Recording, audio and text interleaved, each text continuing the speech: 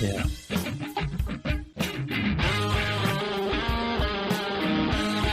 You're allowed to dance during the theme music. Oh, yeah. Yeah.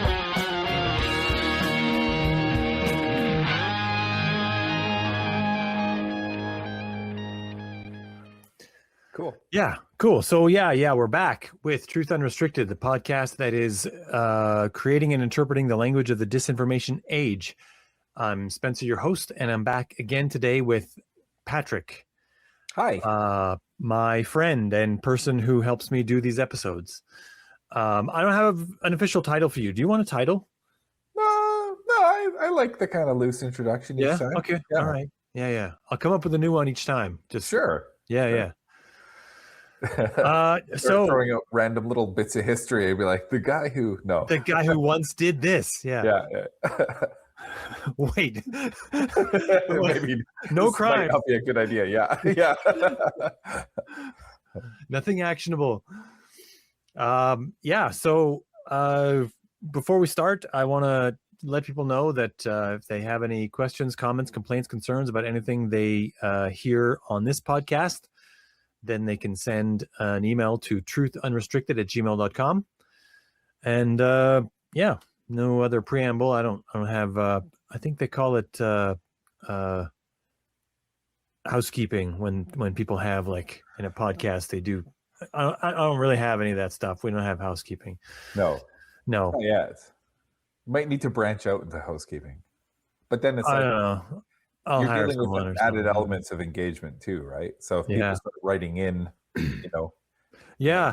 If there's someone who puts in a question or a comment or whatever, and I think it's interesting, I'll throw that in. But until that happens, I want to talk today about more Alberta separatist stuff.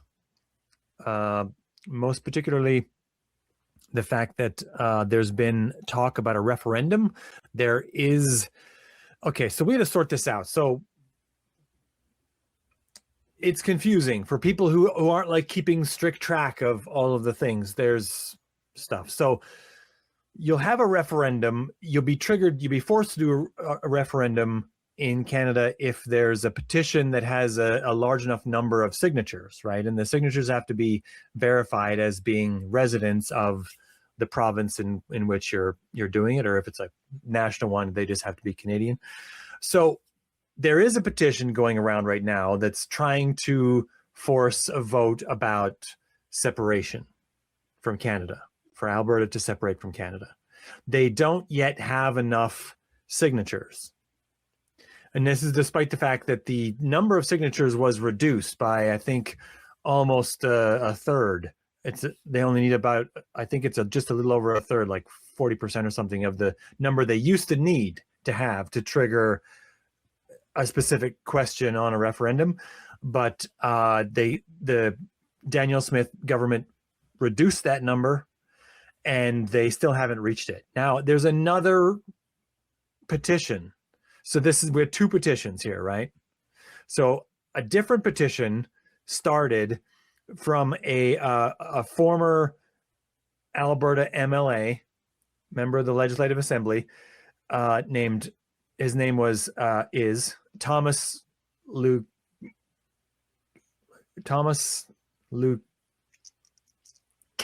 I think his name is. I only saw it one time. But he is a former member of I think he's now still a member of the NDP party, but he began a petition to sort of reject separatism. I don't know the wording on the petition, but it's meant to put a question to have a referendum to vote to stay rather than to leave, or something like that. I haven't read it. That's weird. He started not, I think, just a little before the separatism petition started, and long ago, like months ago already, he already got to 440,000, I think, signatories, and he stopped getting more. He brought them into the commission you got to bring them into, and they verify them all and they're all good or whatever, and it's a stamped referendum, and nothing's been done with it. And the other one has until May 1st to get enough, and I think the number they need to get to is something like 190,000. But they haven't got there yet. I don't know what their number is. They keep saying what numbers they have, and they keep bragging about how many signatures they're getting per day, which I think the last brag I heard was at 10,000 per day. And I was like, well, 10,000 per day, you would have been done a long time ago. Yeah. Like that would only take 19 days. Yeah. Like what? I know how to do math. It's fine. You would have been done within 3 weeks. They've been at it for months, and they're not at the right number yet. So they're still working on it. They're trying to find everyone they can. There's daily drama among people on Twitter who are going through this every day. But they're working on it. Everyone kind of feels they'll get the number by May 1st. And that's just for permission to ask the question on the referendum? This will force the government of Alberta to have a referendum that includes the question of, do you want Alberta to separate from Canada? This was, we saw this. There's been 2 referendums of this in Canada regarding Quebec, right? Mm-hmm. There was one in, I think it was in the 80s. And then there was one in 95 or 96 or something like that. I remember watching it vividly. That one was really, really close to half. It was something like 48.5% said that they would separate or something. It was really, really close. Mm-hmm. But it failed. So Quebec is still part of Canada. And as such, Albertans are angry about it. Most of Alberta separatism is related to Quebec. Almost all the rhetoric around it is related to Quebec stuff. It's about Quebec got to do this, so why don't we get to do it? Quebec gets to do some other thing, so why don't we get to do that other thing? It's so revolving around Quebec got to do something and we didn't get to do it, so we want to do it now.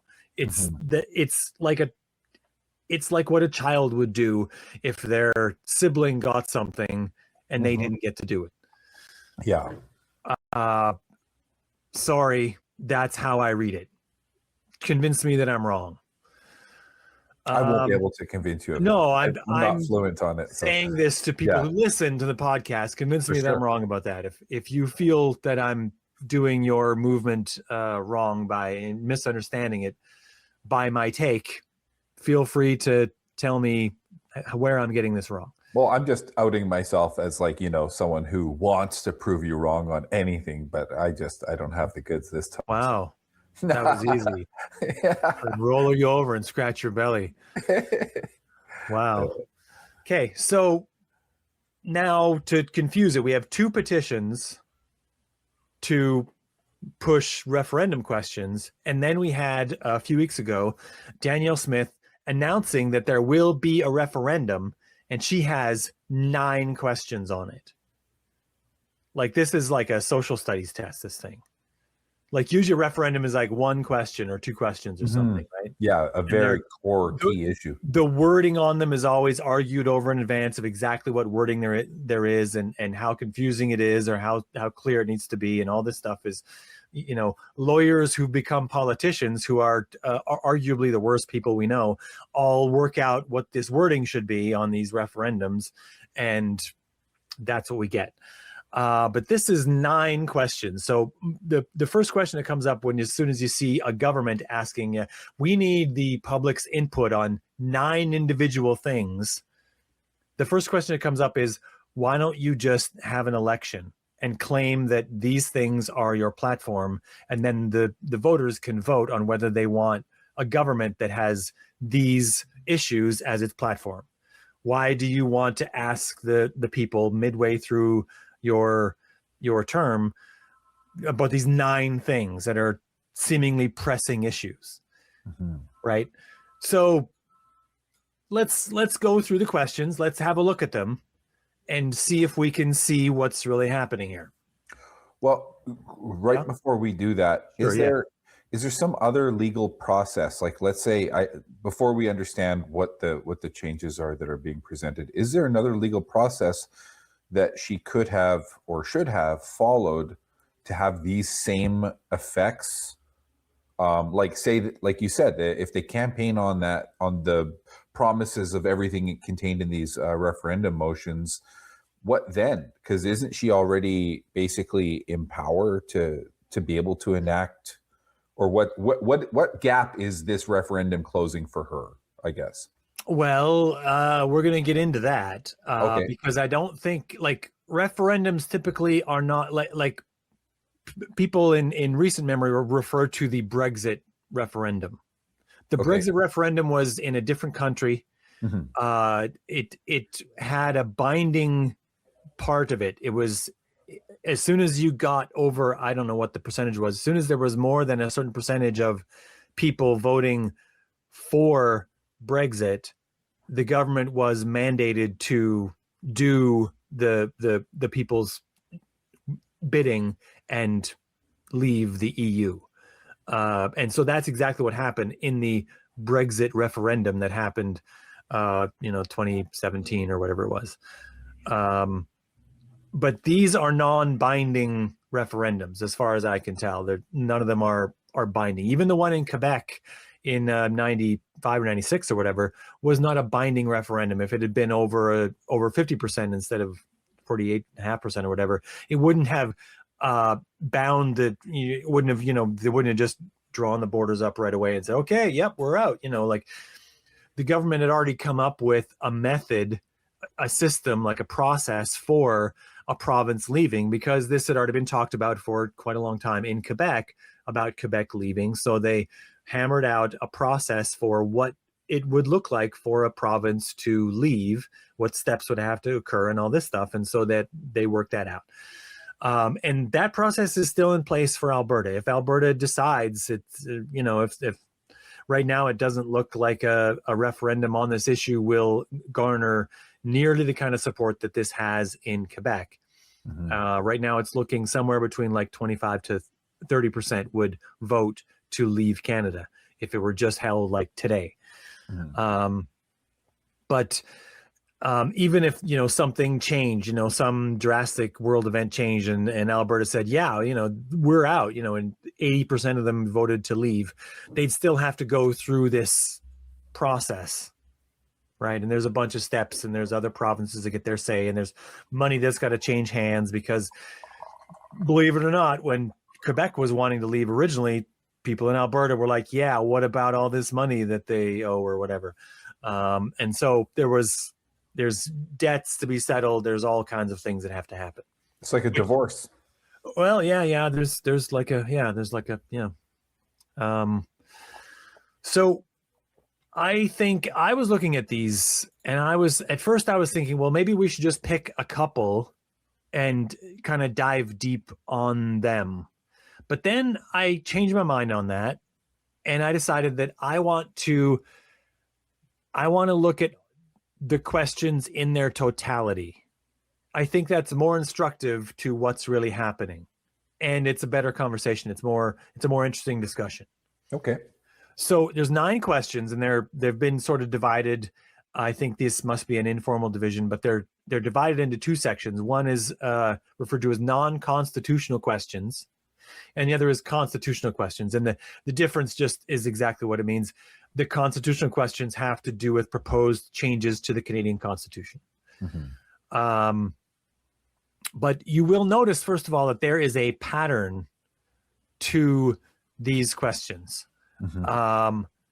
All of the questions either start with or contain after a clause the phrase, do you support the government of Alberta, verb, noun, adjective. You like, do you support the government of Alberta to do this, to do that, to do, right? They're all worded this exact way, which I think feels a little already giving something of a theme going on here. But as we go through it, people will hear that, and then we'll also talk about other things that are common amongst these questions and what else might be really happening as we try to read between the lines here. So there's 5 questions, Patrick, because I already talk a lot on this podcast. Why don't I take the odd numbered questions and then you read the even numbered questions, and then All right. we'll get off. It's like a social studies class, like I said. Sure. Yeah. All right. So, first question. Do you support the government of Alberta taking increased control over immigration for the purposes of decreasing immigration to more sustainable levels, prioritizing economic migration, and giving Albertans first priority on new employment opportunities? All right. Second question. All right.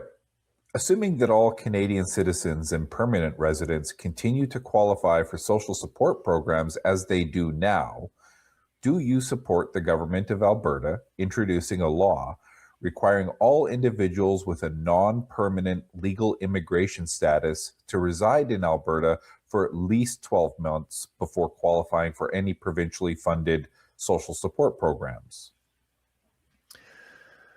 Okay. That is in a different order than the one I have, but it's okay. I'll just do one that hasn't been done. Okay.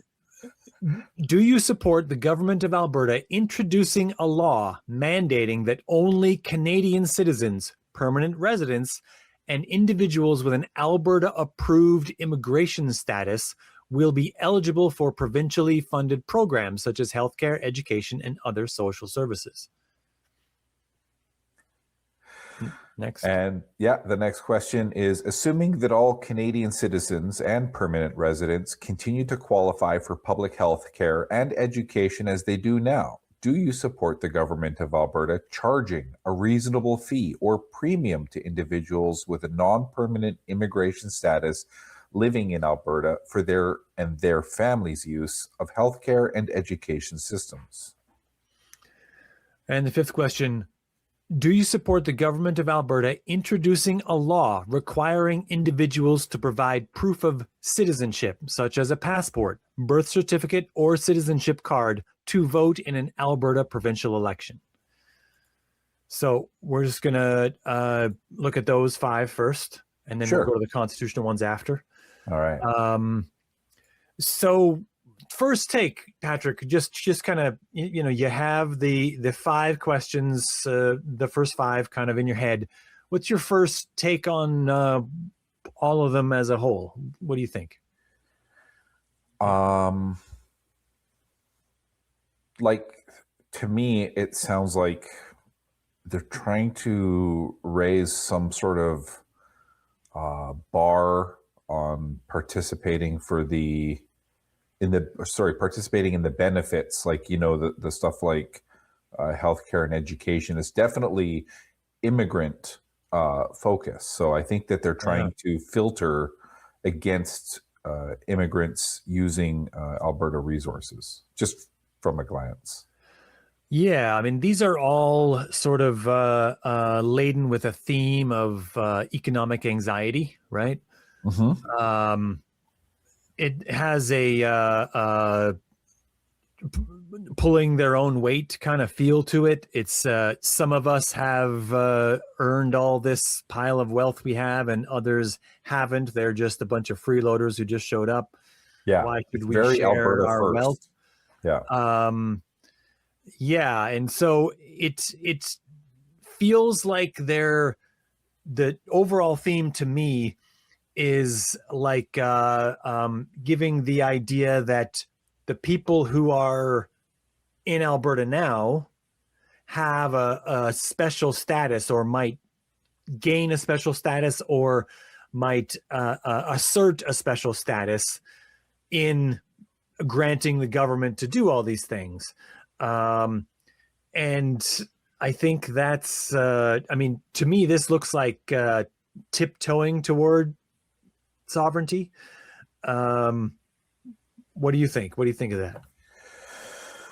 I'm not really sure how to apply a lens or filter to that, because I mean the contrast in my mind is people who don't live there yet, right? To assert the dominance of the people that live there now. I don't know. For me, that seems a little bit just the natural state of any sort of question that you pose to a populace. Yeah, but the idea being put in all these is that you know, yes, you're going to get health care, you're going to vote in elections, you're going to you know, your children are going to go to school, and there's going to be social services. But do you think everyone deserves them? I mean, that's the general theme that we're getting here. Do you think that other people who just showed up should have to do more things before they can be included in the special group? And you're the special group, Alberta and Albertans. Do you think these other people deserve to be part of that special group? And I think that theme itself is it feels, first of all, it feels exactly like what's happening in the US right now, as far as how the people on the right in the US look towards immigration. These questions would sort of are like a soft version of that, but they do have that same flavor. And I think that I think it's dangerous to let the government to move further on a lot of this stuff. But another thing I will say is, and I need to do, it's time to do a shout out to a podcast here. For anyone who's wants to get a lot more details on Alberta politics, it's been a topic lately, and it's been in more and more U.S. circles. Even it's been a topic. If anyone is interested in getting a lot more details, there's a weekly podcast called The Breakdown. Now, The Breakdown is a common name for podcasts. There's quite a few. So this guy had to name his The Breakdown with Nate Pike. And that's the actual name. I just call it The Breakdown because there's only one of those I listen to. But if you're searching for it, you'll have to look for the one that's with Nate Pike. He's a guy from Calgary, and it's a good podcast. It's long. Every week they do between like 2 to 4 hours kind of thing. But they do a lot of detail on the Alberta politics, the movements of individual MLAs. They'll have a lot of clips on this stuff. And I haven't heard an episode from them where they go over these questions, but they tackle a lot of the things that Danielle Smith has said related to this, and debunk some of the lies that are related to it. And a lot of these things are that they're sort of asking the people of Alberta to give them. They don't even need to ask for these things. For the most part, these things are not an issue. People who just show up, like if you're from another country, doesn't matter which, and you just show up to Canada, you fly to Calgary, and you declare, I need asylum from wherever I ran from. Give me things now. The Alberta government will probably give you housing, but it won't be like a house. It'll be like a hotel room, and it'll be temporary, right? They'll, the government of Canada will say, okay, well, there's a better place, and it'll be in Ontario or something. And I mean, you might not be in Alberta for long. You might move to BC. You might go to Saskatchewan. Like there might be some other place where they bring you, but like, oh, you didn't have a plan when you showed up. Like, okay, well, you're here now. You don't, you can't go back to the nation you went from, because we are decent people and won't send you back to whatever terrible place you came from if it really is a terrible place. If it's not a asylum that we recognize, if it's like, I'm running from a bad tax bracket in Britain, we'll be like, yeah, dude, look, here's a flight. Get on back there. Like that's not what this asylum thing is for.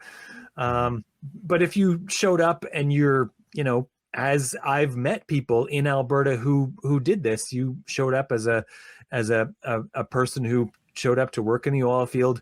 You will still have to live in Alberta sometime before you become a permanent resident, and upon becoming a permanent resident is when you get to access most of the social services that are available.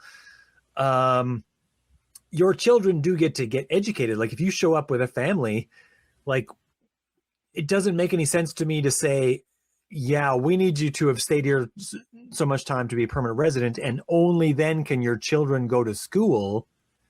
That seems a little bit like, what are we really doing here? But dividing all these things up into, you should only have like what feels like an underlying theme in these questions that I get from other conversations with people who sort of feel this way. And this is why I think it's one of the themes that often comes up is, why should I have to pay tax money for things, for services that I don't use? That's a common thing that comes up. It's almost like a libertarian sort of an idea. And we don't know, is not a strong libertarian movement in Canada, although if it was going to occur anywhere, it would be in Alberta. But there are people that this question makes sense to. To me, it does not. If I don't have any children of my own, I am still okay with my taxes going to fund schools, because I don't want to be surrounded by ignorant people. Right. If I start a business and I want to hire people, I want those people to have some basic level of education, and having paid money into the government that they use in turn to provide schools will provide me a potential pool of employees that have that basic level of education. And that's a thing that, not everyone starts a business that could do that. But if you ever did, you would want that. And also in that line, you'd want healthcare for your employees, so they show up healthy and ready to work all the time. And that you don't have to fork over for them if you need them to be healthy. It's a boon to industry to have healthcare provided by the government. This is a thing that's been mentioned sometimes in the conversations in the US, but they still haven't sort of caught on. Also, I have never needed a hospital. Well, actually, that's a lie. One time I needed a hospital. One night of my life, I needed a hospital. But the rest of my life, I've been illness free.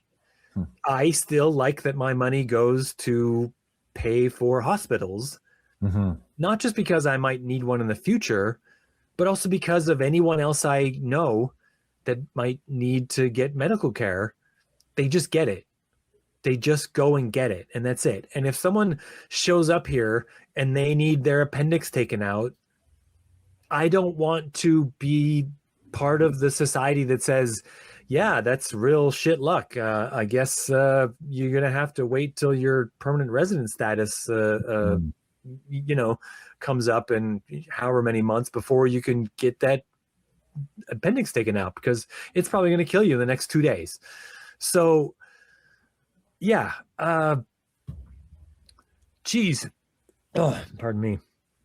Geez, I just think that all of these are working on a theme that are meant to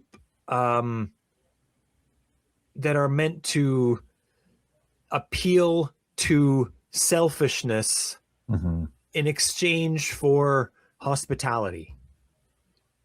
And I think that's a thing that should be part of this conversation. I think it should be mentioned in general.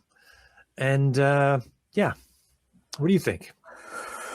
Well, looking at each of these motions a little more closely, I mean, they give rise to questions for me that, like why have a motion saying giving the government of Alberta increased control over immigration only for the purposes of decreasing immigration to more sustainable levels? Like, I don't know how you really quantify that. It just sounds like this already is assuming that it's too much. So we're already saying decrease rather than to say even at some sort of objective neutral language. And then if they really believed that it was past sustainable levels, well, then whatever it is, it should just be for taking increased control if they were going to make that motion. And then throwing on that little bit of red meat at the end of that motion to say, giving Albertans first priority on new employment opportunities. Well, just reading that, I already think Albertans are getting ripped off on having first priority on new employment opportunities. Yeah, it implies that you're not getting that now. Yeah.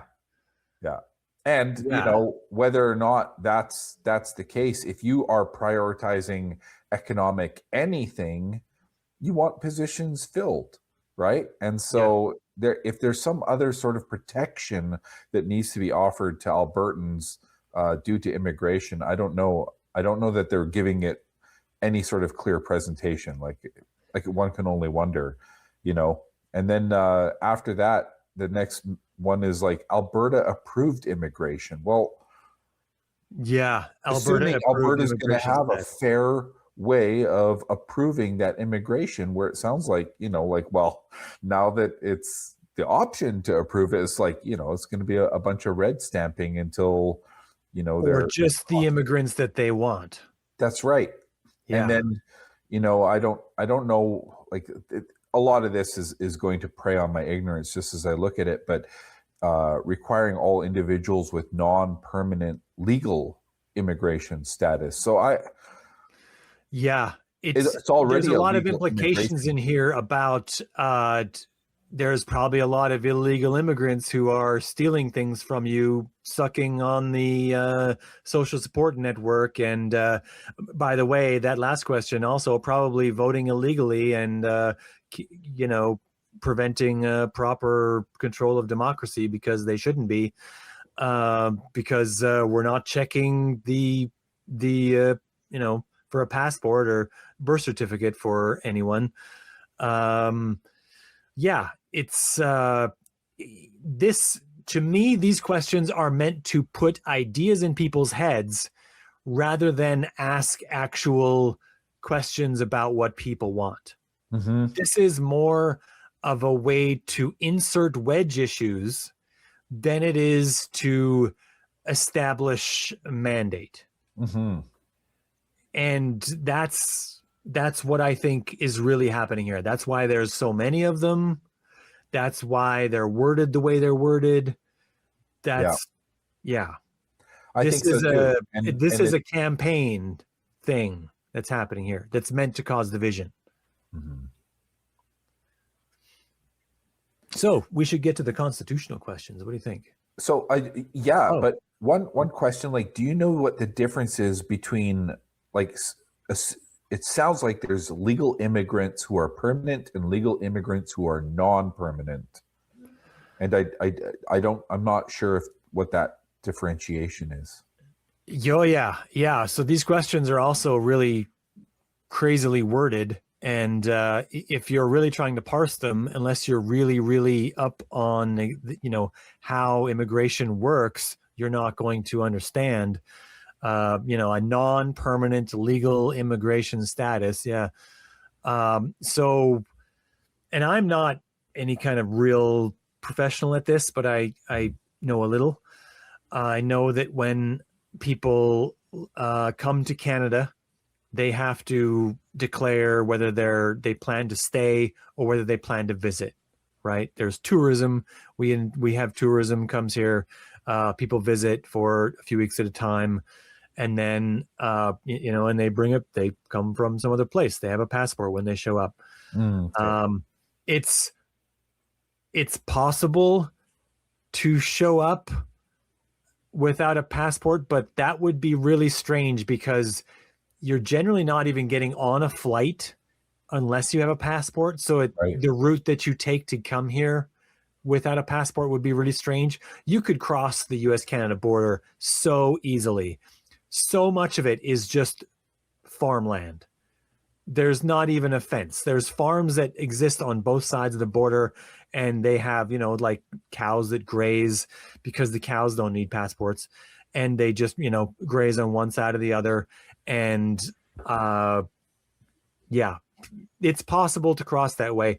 It's not a common way to cross because it's very circuitous. I mean, if someone was going to come, I don't know, like I don't know, from Central America up through all the way through like Mexico and then get into the United States, and then they decided that they're also going to go to Canada. They already went through like probably a few countries, and then also Mexico. Like Mexico, not a small country. It took that much time, and then you're going to go through the United States as well. Like, just to get here, you got to be determined. Yeah. And most people, once they see the weather in the warmer places in southern US and they think about the weather in Canada, yeah, we don't get a lot of people trying to come up that way. And unless there's some kind of you know, humanitarian crisis in the US, we're unlikely to get you know, refugees or something across the border.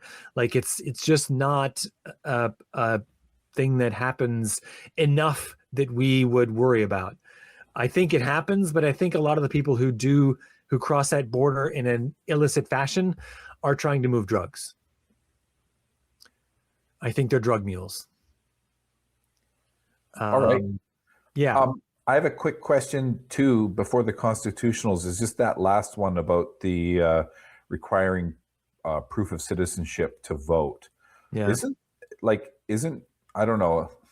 I hear a lot about the issues around ID requirements for voting. I don't really. That's one thing I don't find controversial. I feel like everybody should be providing some proof of eligibility if you have a process that rests on ironclad legitimacy, like will of the people stuff. But the other side of that for me too is like, I don't know anybody who would care so much about voting that they wouldn't have this stuff like their ID in tow anyway, right? Like, yeah, having ID generally for everyone is a thing that happens more often in Canada than the United States. We get flooded with a lot of misinformation from the United States about this. There are people who are less likely to have things like ID. Older people sometimes don't have it in some parts of the US, and getting it is also sometimes a problem. They have mobility issues. So a lot of the arguments around that are it's valid for them. It's not the same issue here. Yeah. So they're not as valid for us. Yeah. Do you think this is a way for her to rope in that kind of American sentiment? It definitely is. That's exactly what it is. Okay. It's an attempt to latch onto the arguments that are had in the US and are being reverberated here to get some of that sentiment, because most of the separatist sentiment is also related to a pro-Trump movement. It's the overlap is nearly a full circle on the Venn diagram. So yeah, it definitely is. It's just another wedge. Like if we had need to show ID in Canada, it wouldn't be that big a deal because we've worked really hard to get everyone ID already. Yeah. Cool. So yeah. Moving on. Let's hit some of these constitutional questions here. Sure. Do you support the government of Alberta working with the governments of other willing provinces to amend the Canadian Constitution to have provincial governments, not the federal government, select the justices appointed to provincial King's Bench and appeal courts? And the next question is, do you support the government of Alberta working with the governments of other willing provinces to amend the Canadian Constitution to abolish the unelected federal Senate? Yeah. Do you support the government of Alberta working with the governments of other willing provinces to amend the Canadian Constitution, they're all the same, to allow provinces to opt out of federal programs that intrude on provincial jurisdiction, such as healthcare, education, and social services, without a province losing any of the associated federal funding for use in its social programs.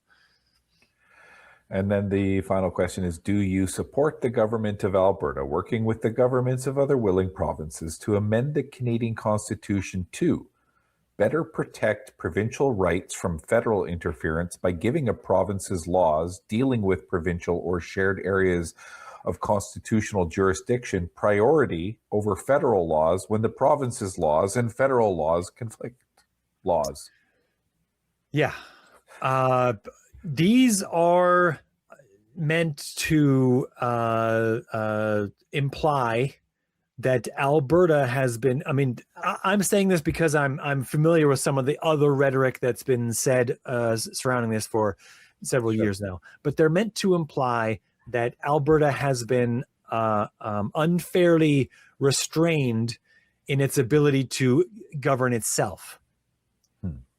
And that theme is meant to is a like inextricable part of intrinsic part of the separatist movement, is built on this idea that things aren't working as we exist in Canada. We need to separate in order to do all the things we need to do in order to, live a comfortable life. Like the interface with the federal government is broken. Yeah, that the federal government is interfering and doing things that are against Albertans' interest and all of this stuff. Mm-hmm. Yeah, because they'll say they won't let us build a pipeline, for starters. They won't let them. The federal government won't let them, Patrick. Okay.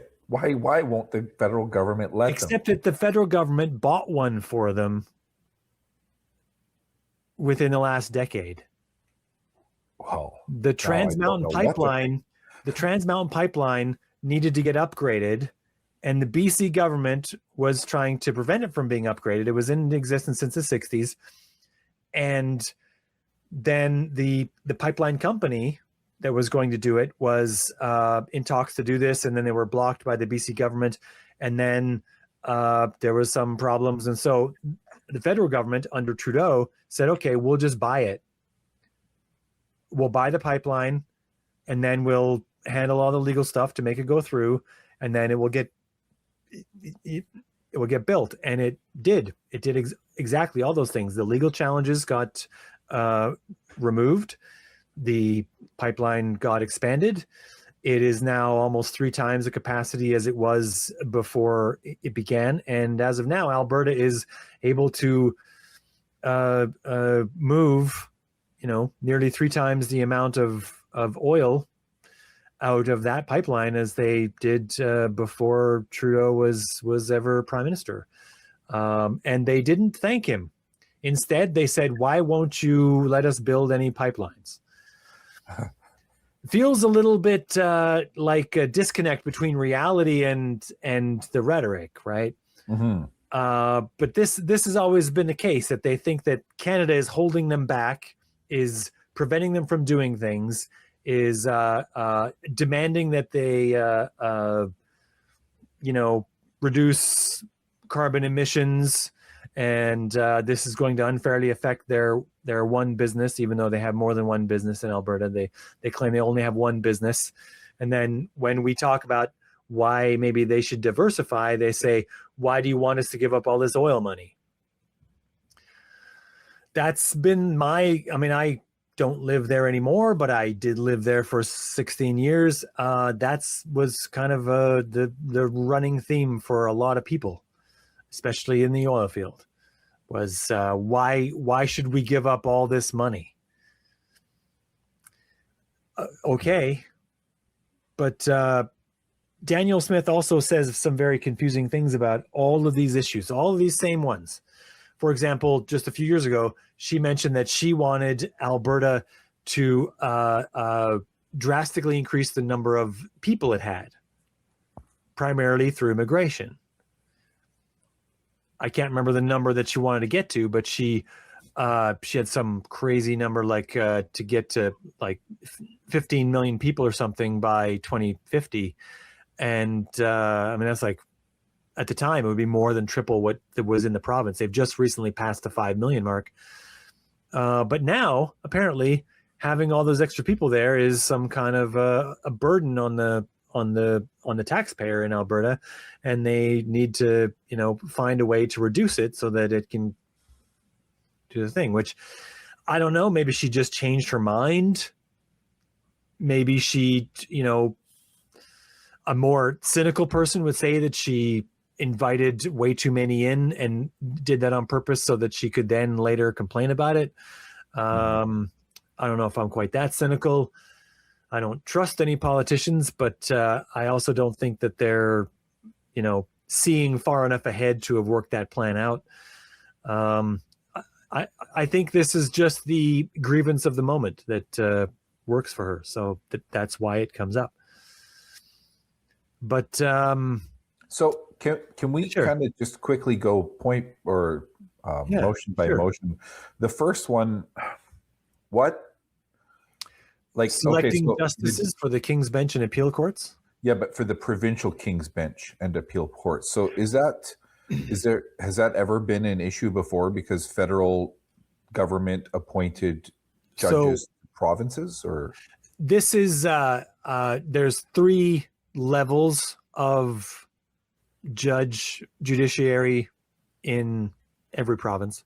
Mm-hmm. There's just the judges, the kind of general judges. Then there's the one step above that is the appeal court, and I think there's several. I'm not an expert, but I'm pretty sure there's several appeals courts in each province, except for very small provinces. And then there's the King's Bench, which is the provincial version of like a Supreme Court. Okay. Like a provincial Supreme Court. And the sticking point here is that the province, whenever there is vacancies on the judicial bench, the main judicial bench, the premier of the province at the time, and the government, the provincial government, directly assigns judges to those. They select them, and then they put them on the bench. And then the appeal court and the King's Bench court are selected by the federal government.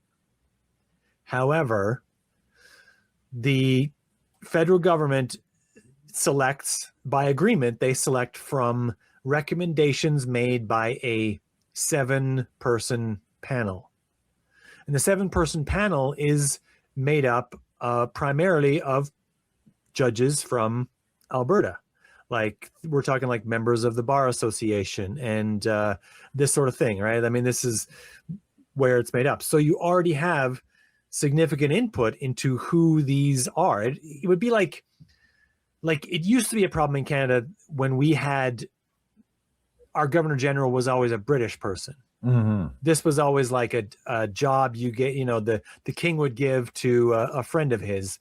Oh, I like you, but I don't like you that much. So go live in Canada and you get to be the Governor General of Canada. This is how we got Earl Grey, who made the Grey Cup, and the Earl of Stanley made the Stanley Cup. These guys were lower British lords who were favored by the king, but not so favored that they wanted them around all the time. Moved them out to Canada. They got to be, Yeah.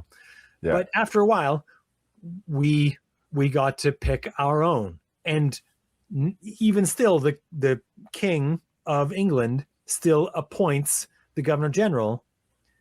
But since I think it's sometime in the 60s when this change began, they've picked a Canadian person that the Prime Minister recommends. Right. Someone a little more representative and invested in Canadian interests. Right. And of course, the Governor General doesn't have a great deal of like executive power. Right. Yeah. But they do technically have full veto power over every bill. They have to sign every bill. Mm-hmm. Every bill is signed in by, and that's the hand of the king, right? This is the person who's instead of the king. Yeah. If anything ever happened in Britain, we'd get that guy coming in, claiming asylum. You know, I don't like the tax rate they have for me in Britain. So does Government's Danielle gonna Smith know. have any kind of instance where that convention of the federal government taking heed to that provincial committee, like any wild deviation, or is this just kind of like No, jumping she the just doesn't ghost? mention it so that she can Right. say, "Oh, Trudeau, he really screwed us on all these judges that made decisions that we don't like." Mm-hmm. Which, if you've been paying attention, is so remarkably similar to the US complaints about the Supreme Court of the United States when they make decisions that, or any other level of they first look to who appointed that judge. Mm-hmm. Was that a Clinton appointee?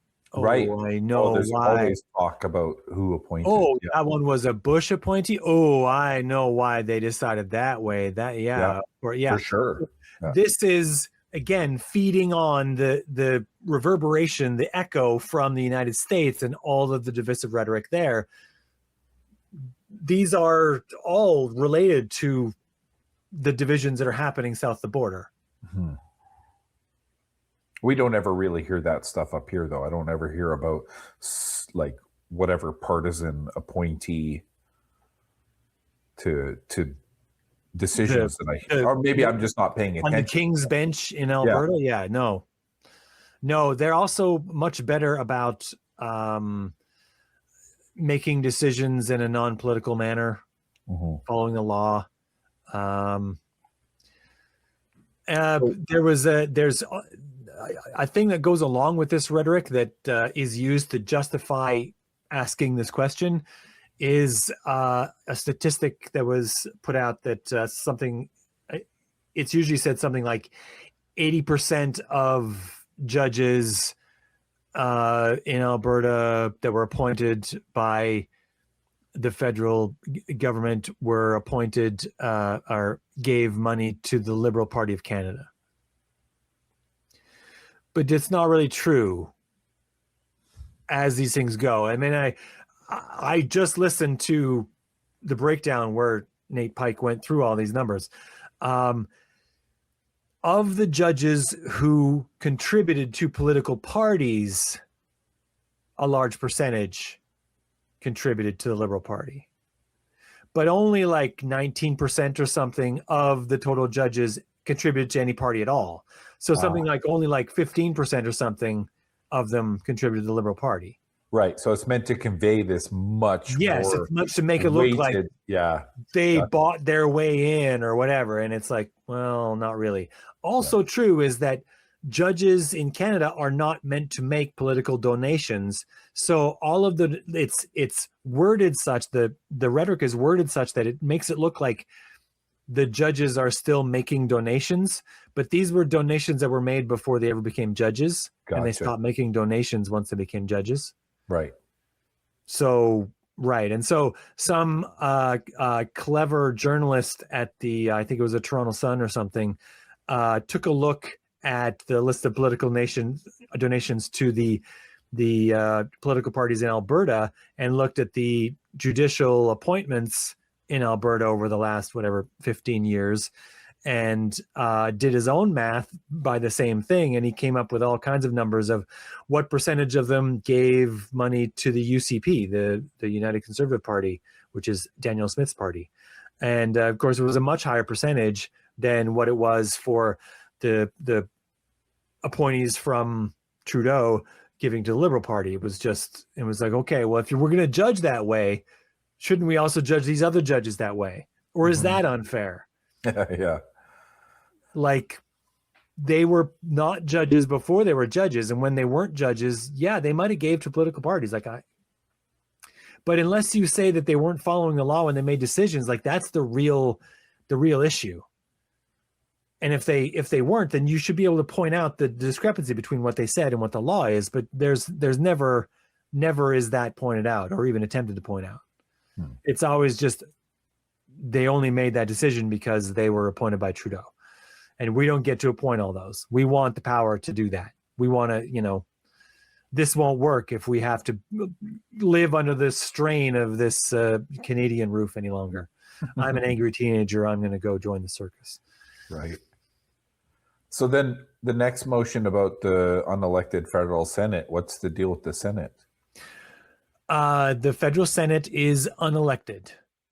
It is, they are appointed by, I believe they're appointed by the Governor General. But they are appointed, again, there's a panel, and I don't know the exact makeup of the panel. It undoubtedly used to all be people from Ontario, but it's no longer all people from Ontario now. But they have a panel, and they work on, making recommendations for who should be in the Senate. And oftentimes it's a lifetime appointment. Mm-hmm. So they try to pick people of prominence.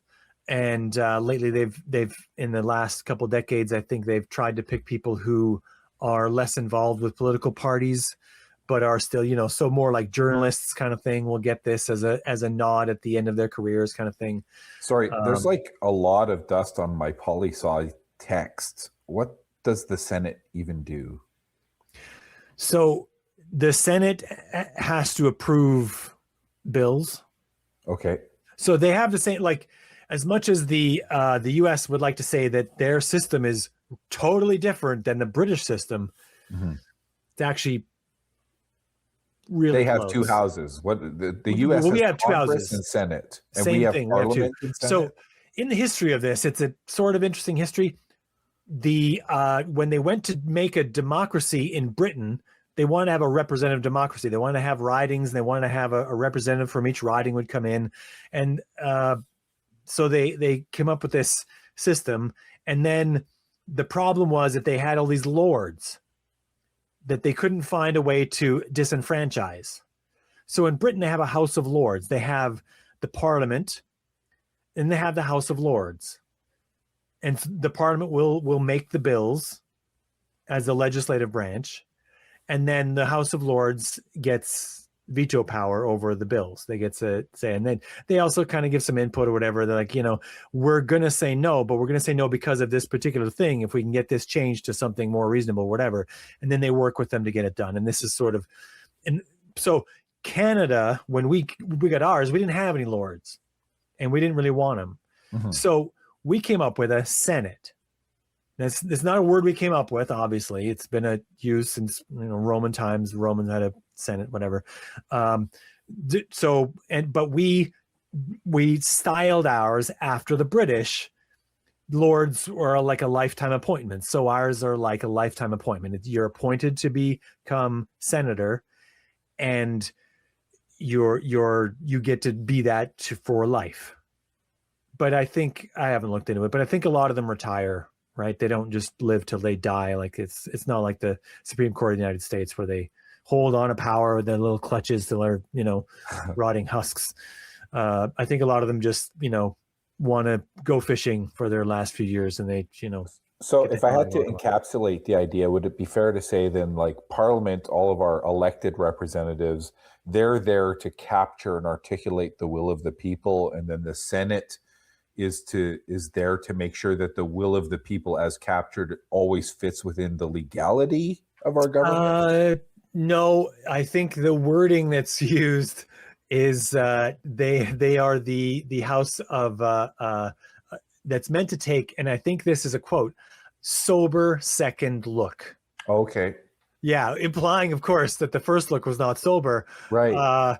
And of course, in Canadian history, they weren't always sober in the Senate either. Like, right. But that's the actual wording, is that they're meant to make a sober second look. And this is modeled directly after the House of Lords, which is meant to kind of do the same thing, although I think they don't use the same wording. And of course, in the United States, it's also the exact same thing. Mm-hmm. They don't appoint them. They're not appointed for life. They're elected. But the Senate has veto power over the bills, and they do the same thing. If you want to get this passed, we need to change this because this is not going to fly. And it's the same. It's performing the same function. It divides the legislative branch into two: one that's creating the things and one that's approving them. Mm-hmm. And it's the same function. It seems a little bureaucratic then. Yeah, a lot of bureaucracy. There's a couple little details that are different between them, but they're essentially, in their heart of hearts, they're doing the same job. The Senate in the US, the Senate in Canada, and the House of Lords in Britain. And the US will, I'm sure I'm going to get roasted about this as soon as people in the US hear it. No, it's so different. It's so incredibly different. It's way different. Okay, Yeah. man. If you want to tell yourself that, if that's what helps you sleep at night, it's yeah. But So- also not, because they're also ridings. All the members of Congress are also doing ridings. You're not calling it that, but that's what they are. So should we consider the value then of abolishing an unelected Senate? If that unelected Senate, I mean, do we need a sober second look? Isn't that what opposition parties are for, to bring about any possible opposition in discussion in Parliament? Like, do we need, has Senate ever saved the day? I think it has in history. Okay. Yeah, it has. I don't have the specific examples. Sure. But yeah, they've kicked things back. I think in recent years, there's been more talk of this. And so the Senate has done a better job of like not just phoning it in the last few decades. But also, I mean, that might not be because they're worried about keeping their cushy job for life. They might also, just be a more serious group of people than they used to be. And they're just taking it more seriously now. I don't know. Mm-hmm. So what's the point of this question on a referendum, though? Because this is saying, do you support the government of Alberta working with other willing provinces? I mean, that's not making any assumption about how many other provinces are willing and what would they accomplish even if they work towards that. Like, what's preventing them now from working with other, or I mean, what does working with even mean? That to me just sounds like discussion. No, that's what I mean, is that all of these questions, they're not meant to empower the government with a mandate to do anything. They're meant to seed the ideas into the public's minds. Gotcha. That all of these things are a problem and that there is a solution if we just separate. That's a useful reminder for you to give me, because I keep looking at these and going like, this is the question by itself. This is all smoke screen. Yeah. And in so many of these cases, there's either like, there's no need for any change to happen because there's already wording in place for like how our immigration system works and how our judicial system works and all the rest of it. Or there's like the ID question.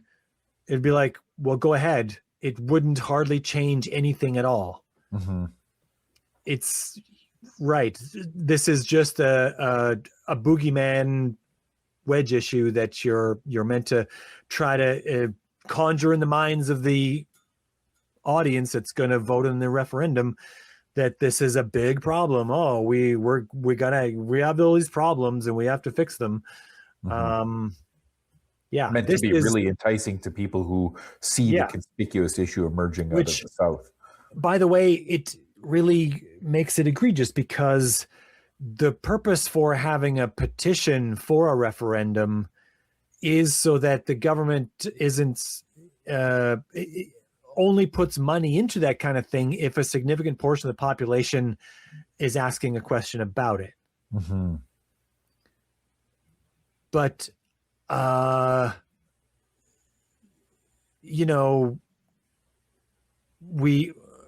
just got a text and I just got distracted. But now she's going to have a different referendum, spend the money anyway, even without a petition. It's not going to happen like at an election. Like that's another thing is you can have a referendum attached to an election and it doesn't cost that much extra money because you're just adding a couple extra pieces of paper. It takes just a little bit more time in the voting booth. But again, usually it's just one or two questions. Mm-hmm. It's not like 9. No. Where you're going to feel this is going to feel for a lot of people like it's a social studies test. Like for real. And most people are going to be like you. Their poli-sci textbooks are gathering dust and they didn't pick them up before they went to do the referendum vote on it. And they're not going to exactly remember all the bits and pieces of why the King's Bench and Appeals Courts are appointed by the federal government, and whether there's a panel or not, or like they're not going to know all that stuff. And so this is only going to cause far more issues. It's going to cause people who thought there was a problem or an inkling of a problem to think there's a much bigger problem. And it's going to cause people who weren't thinking about this at all to start questioning it in a just asking questions way and going to get all the wrong answers. Mm-hmm. Like, this is meant to, like, as a way to, as a placeholder for if they don't get enough signatures to force an actual separation vote, to put a foot in the door to maybe do one at another time, or to elicit in the public more feeling like there's more need for it. And along with that will be all the rhetoric that she puts out in press conferences and on radio programs and all this sort of thing. Yeah, it definitely sounds like the heat is being turned up. Yeah, it's getting turned up for sure. Do you need to go over these last ones, you think, or are we good to start wrapping up? I think we could start wrapping up. I think it's just like you said, that reminder too about the lens about what this is framing, because yes, you said it's not giving the province anything very special in terms of a power to deal with a need that's emerging or present now. It's just a lot of every time like you said, that little boilerplate beginning about Government of Canada working with other governments of other willing provinces, everything where that word working appears really is you're just talking about talking, because there's no actual coalesced will of other provinces to then say, oh, now we're actually going to challenge something about the Constitution. You can talk to whoever you want in other provinces without having a referendum mandate from the people. This just wants to bring it to the fore that, we're definitely targeting these. And having it be like a whole referendum for it will lead a lot of people who weren't paying any attention to think these are all a really big deal. Yeah. Also, that last question about having the province's laws supersede the federal laws,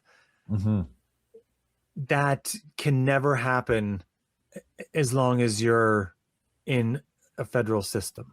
It just can't. It's just not possible. But it's a way to get people on board to say, well, it could if we left. It could if these are our federal laws. Yeah. Suck it. It's like at the gas station. Now we're saying that the register inside is trumping the pump outside. Right. Yeah, I know that you thought you only spent $25 on fuel, but my register in here says it's $30, so pay it. Just reversey. Yeah. That's funny. Yeah. So as a little bit of a wrap up here, I will say that threatening to separate is not a good faith method of beginning conversations about constitutional amendments. And before Alberta can be trusted to be posing constitutional questions with an honest look at making the entire country better, they need to demonstrate a willingness to stay with the country they claim to want to improve. Like, saying that you're doing this for the benefit of all of Canada would be disingenuous if you're not really planning to stay anyway. I think that the separation question needs to be fully sorted out before we start talking about constitutional amendments. For real.